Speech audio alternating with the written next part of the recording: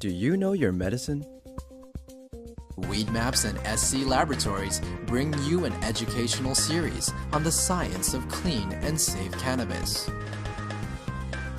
In today's episode, Dr. Bonnie Goldstein visits SC Laboratories to take a closer look at CBD.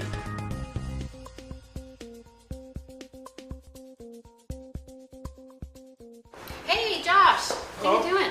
Good, it's good to see you again. I was really excited to come back and maybe we could talk about CBD today. You know, Cannabidiol has been something that a lot of my patients been asking about, and I just wanted to see, we didn't really get a chance to look. All right, it's really exciting. We've been seeing a lot of high CBD strains coming through the lab, so let's go in the back and I'll show you some results. All right, sounds good. So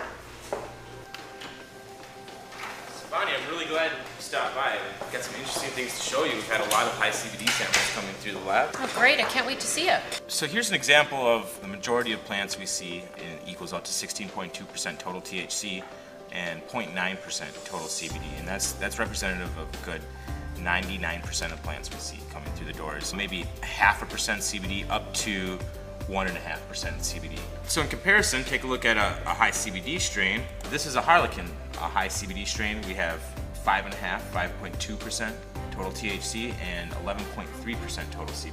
These used to be very rare. We're starting to see them a lot more now. So why is it that the THC is so low? All right, well, before testing, breeders would breed selectively just for THC content.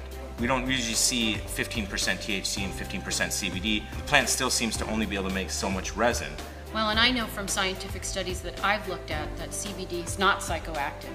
So for a person who is got some inflammatory condition or some type of other illness who wants to use medical marijuana, they may find that if they're a person who doesn't want the effects of THC, that a high CBD strain is going to give them that medicinal effect without giving them the euphoria or lethargy or whatever it is that they get from the THC. Let me see who that is.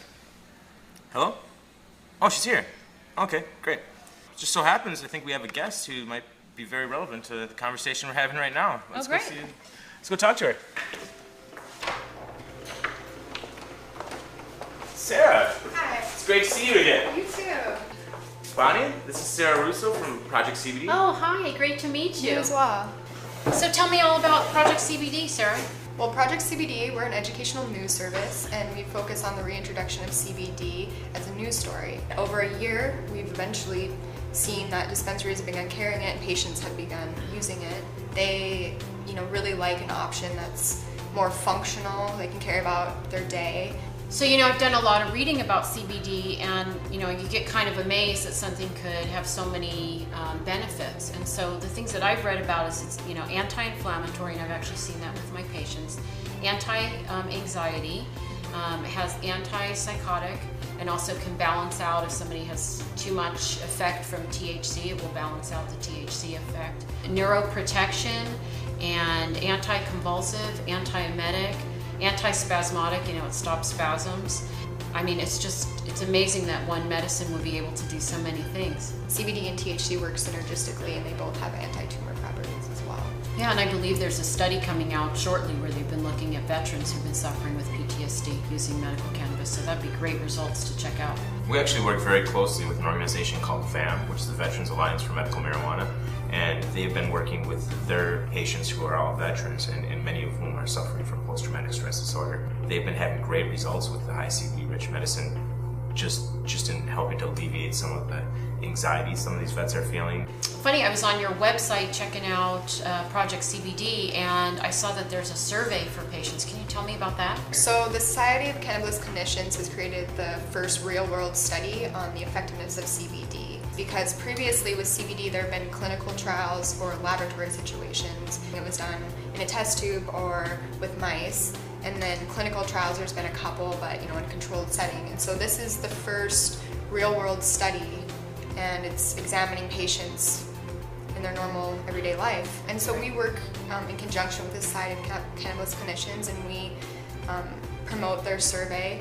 And also we encourage patients, anybody who is interested in CBD, to contribute news and information to us. If you're a grower, we want to hear about it. What are you growing? If you have a new strain that's just been tested at the lab, we want to hear about that too.